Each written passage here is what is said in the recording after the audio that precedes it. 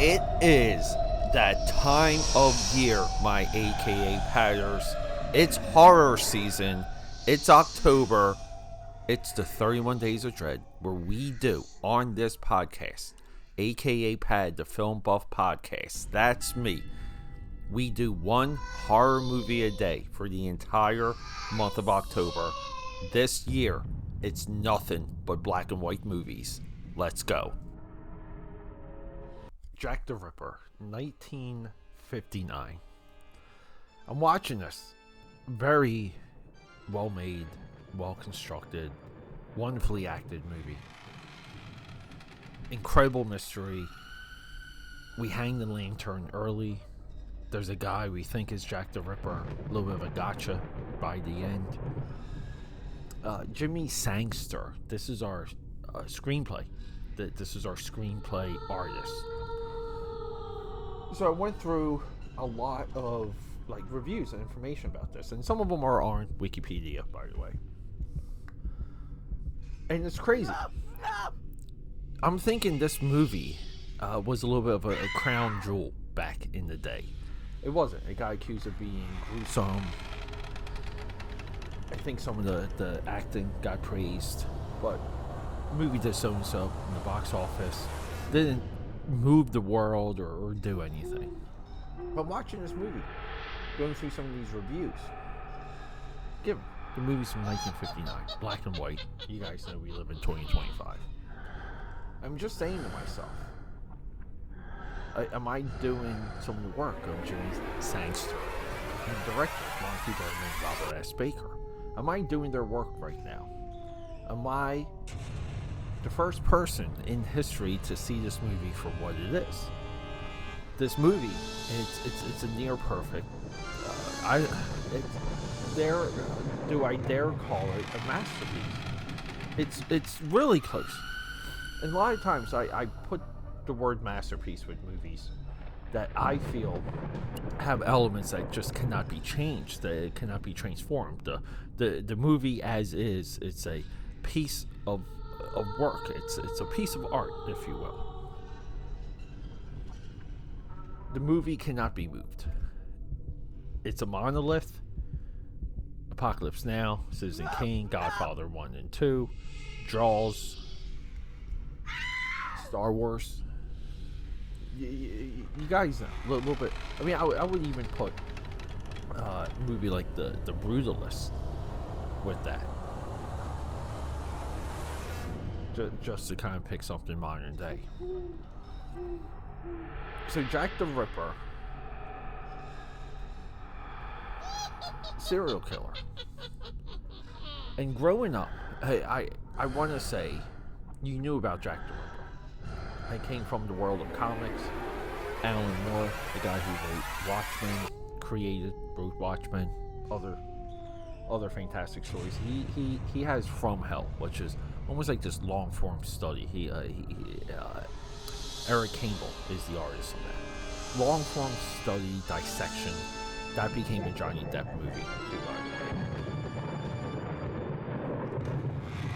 But you knew of Jack the Ripper, but then as the modern age marched on, and this is why I'm going to try and pair this episode with the Ed Gein Netflix miniseries that I think is absolutely spectacular.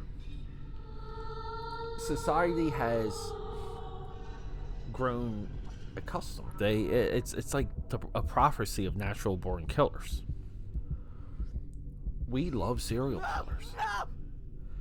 Jack the Ripper is, in my view, the first one to be to become a myth. We all know who he is. I remember watching, In Search Of with Leonard Nimoy. He would split his victims at the torso, right? Like stuff like that. He had been a surgeon, surgical tools, like all these things. But then it's not until, I don't want to say like a century later, where they developed techniques of tracking these guys. The guys doing this, of building profiles and having a rough idea. I think some of the profile building is rough. Because, right, if we go through active serial killers or suspected active serial killer, I think there's someone in Boston or Baltimore. They're saying that there's like 14 bodies, and the sheriff is not committing to labeling it them linked or of a serial killer, stuff like that. Where I'm going with this is that Jack the Ripper in this movie really is it's another this year we're talking a lot of foundational movies. This is a foundational movie in the mythology of serial killers and the benefits just as a creator that you can tell a hell of a story with this as your subject. So never let it go. One of my favorite comic book writers, Brian Michael Bendis, I know that's a little blasphemous, but he's got a lot of good years behind him. Broke in by doing Torso and Jinx, which were serial killer. I think one of them was based on the Black Dahlia. So we live in a culture, and I'm watching this movie, and I'm just admiring some of the tropes that are in here, which is, hey, here's a guy, let's chase him down the street. We have a gang, we're going to accuse him, the cops break it up, that sort of thing. We have the obvious guy that should be the serial killer, that's not. We have a working theory within this movie that a doctor is Jack the Ripper. So all of these things, and I keep thinking of a meme that I saw, and memes don't come up often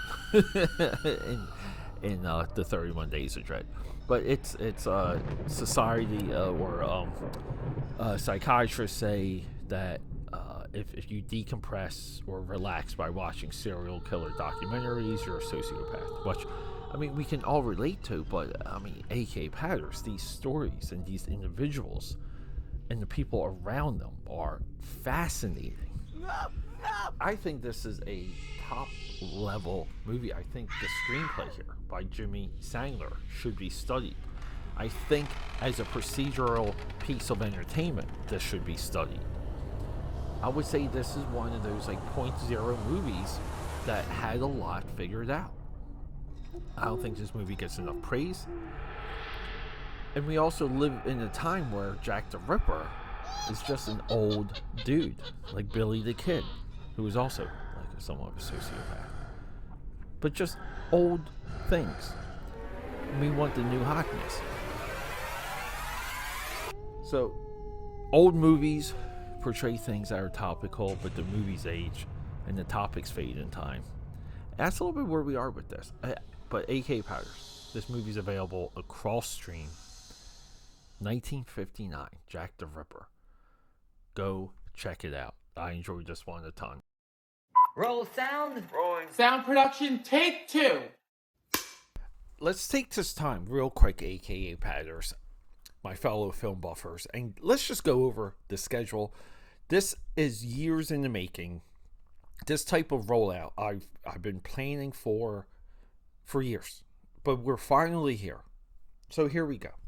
Early in the morning, that's the new stuff. 8 a.m. Now, 8 p.m., Monday, Tuesday, Thursday, Friday, these are movies maybe of something coming out. Like if there's a Marvel movie coming out and we want to do a retrospective on that particular franchise, or, if Sylvester Stallone comes back and gives us Rocky Part 18, we might want to use the later time slots for a week or two to go over all of the Rocky movies. Now, we have a lot of different threads on this podcast that's explored 8 p.m. So 8 a.m., 8 p.m. Wednesdays at 8 p.m., this is our creator spotlight. We could do an episode on Martin Scorsese, Steven Spielberg, some of the new guys, Spike Lee, even composers, guys like John Williams. This brings us into the weekend. Saturday, Sunday morning. Again, we're back at that 8 a.m. drop. We do cartoons because I want to emulate the times where you would wake up with a bowl of cereal and watch cartoons all day Saturday and all day Sunday, and then eventually you would get to touch grass because you would have one of your friends knocking on your door to play in a touch football game or even some baseball, basketball. The weekend nights, let's get into education. 8 p.m. Again, all of our drops are either 8 a.m. or 8 p.m. But the weekend nights, documentaries, and I focus on creative documentaries because I feel like a part of this film buff movement that we're all bathing in, that I'm super grateful for, is education. And some of where we're finding our facts, some of the, general enjoyment, because I love documentaries. All of this is explored at 8 o'clock p.m. And trust me, there's a lot there. There's a lot out there that I didn't even know existed. And we're going to go beyond that too. We're going to get into some of the graphic art, some of the special effects, some of the makeup documentaries.